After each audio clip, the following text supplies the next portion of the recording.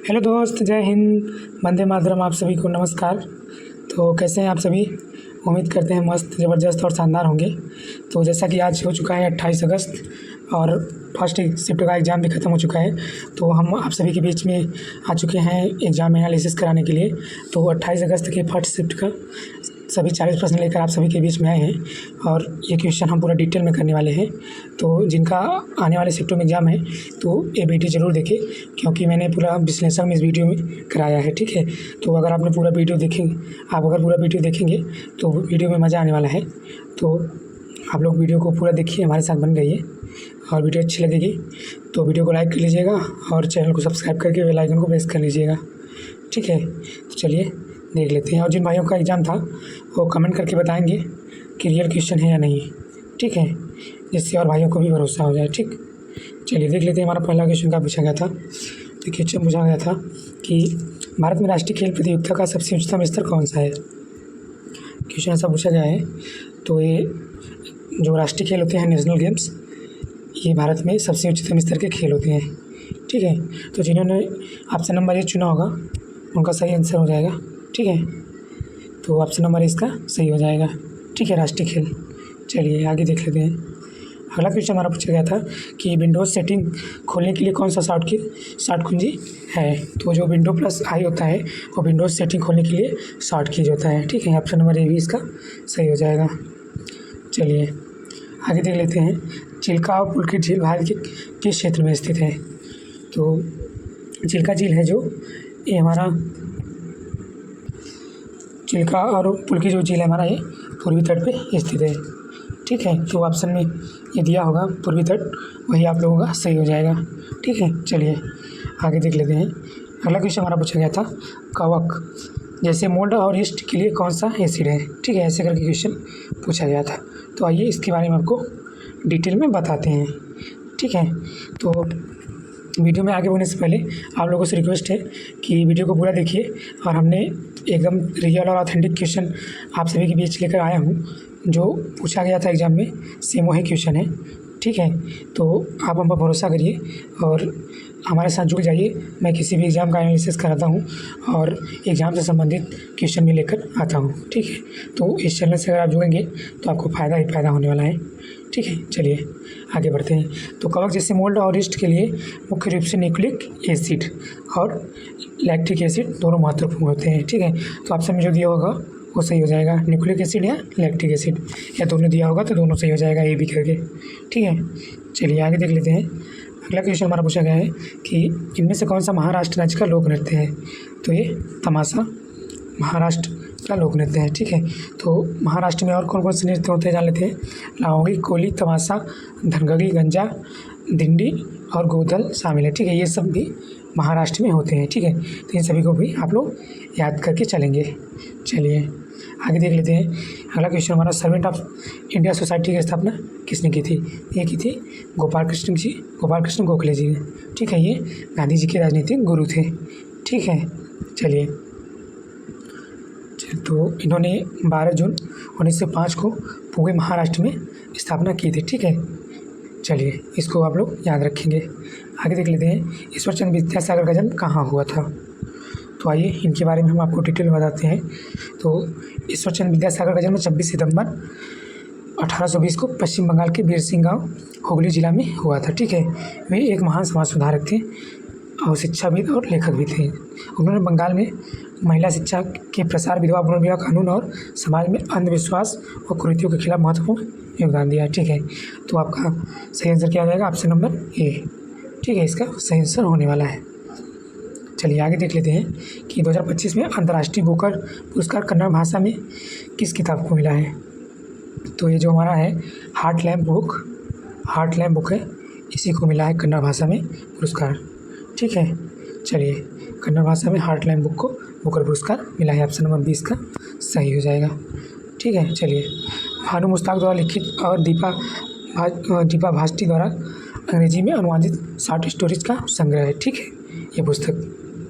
चलिए आगे बढ़ेंगे। अगला क्वेश्चन हमारा था कि अवध की स्थापना के समय अवध की राजधानी क्या थी। तो ये फैजाबाद अवध की स्थापना के समय राजधानी थी अवध की। ठीक है, चलिए और भी जानेंगे इसके बारे में। अवध की नवाब वंश की स्थापना सआदत अली खान ने 1722 में की थी। ठीक है, अवध की प्रारंभिक राजधानी फैजाबाद थी, इसके बारे में हम लोग जान चुके हैं पहले ही। तो बाद में अवध के चौथे नवाब असद उल दौला 1775 में इन्होंने राजधानी लखनऊ स्थानांतरित कर दी थी। ठीक है, और क्योंकि लखनऊ व्यापार और संस्कृत का प्रमुख केंद्र बन गया था। ठीक है, चलिए आगे देखेंगे हम लोग।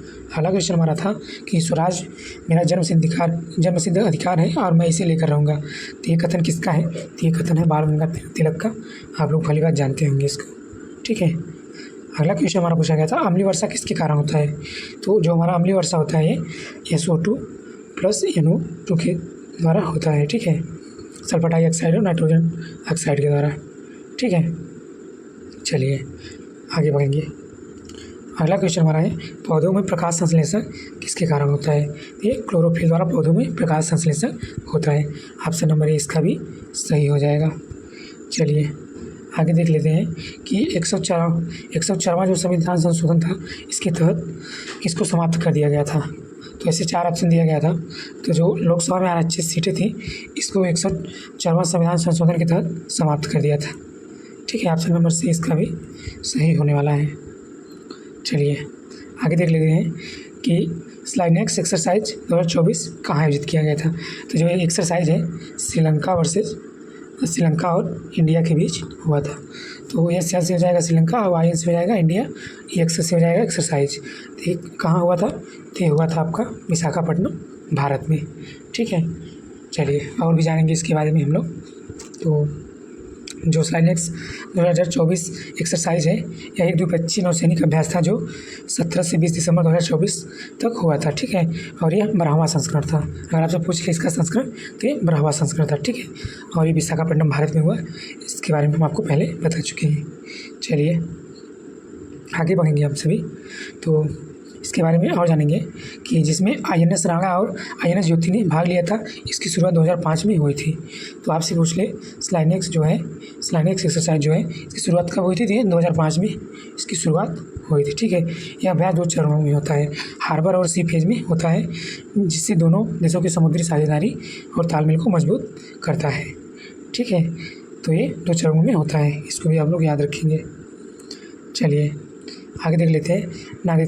नागरिकता प्राप्त कर ले तो उसकी यहाँ से क्वेश्चन है इसका। कोई व्यक्ति अगर विदेश की नागरिकता प्राप्त कर ले तो उसकी भारतीय नागरिकता किस अनुच्छेद के तहत समाप्त हो जाती है? तो ये अनुच्छेद 9 के तहत समाप्त हो जाती है। अगर कोई व्यक्ति विदेश की नागरिकता ले लेता है तो उसकी भारत की नागरिकता स्वतः ही समाप्त हो जाती है। ये अनुच्छेद 9 में लिखा गया है। ठीक है, चलिए आगे बात करेंगे इसके बारे में। अनुच्छेद 9 के अनुसार यदि कोई व्यक्ति विदेश की नागरिकता प्राप्त कर ले तो भारत की नागरिकता वह स्वतः समाप्त हो जाती है। ठीक है, इसका मतलब यह है कि डबल सिटीजनशिप यानी कि दोहरी नागरिकता जो है भारत में मान्य नहीं है। ठीक है, इसीलिए वह स्वतः समाप्त हो जाती है। ठीक है, चलिए आगे देख लेते हैं। अगला क्वेश्चन हमारा था कि इनमें से कौन सा अनुच्छेद सरल बहुमत से संशोधित किया जा सकता है? ऐसे करके क्वेश्चन पूछा गया था। तो आपको मैं 3-4 क्वेश्चन बताऊंगा इसके बारे में, इसमें जो ऑप्शन में आया होगा वही सही हो जाएगा। तो जो अनुच्छेद 4 है ये कि राज्यों के गठन और सीमांत परिवर्तन के प्रावधान, और एक अनुच्छेद है 169 राज्यों में विधान परिषद का सृजन या उन्मूलन। ठीक है, और एक अनुच्छेद है 239 है केंद्र शासित प्रदेशों के लिए विधानमंडल का गठन। तो इनमें से जो ऑप्शन में आया होगा वही सही हो जाएगा। ठीक है, और एक अनुच्छेद हमारे ये भी है 2 और 3।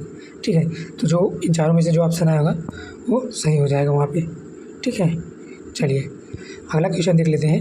अनुच्छेद 371 के तहत किस राज्य को विशेष प्रावधान दिया गया है? ये दिया गया है नागालैंड को। ठीक है, ऑप्शन नंबर बी इसका भी सही हो जाएगा। चलिए इसके बारे में आपको हम डिटेल में बता देते हैं।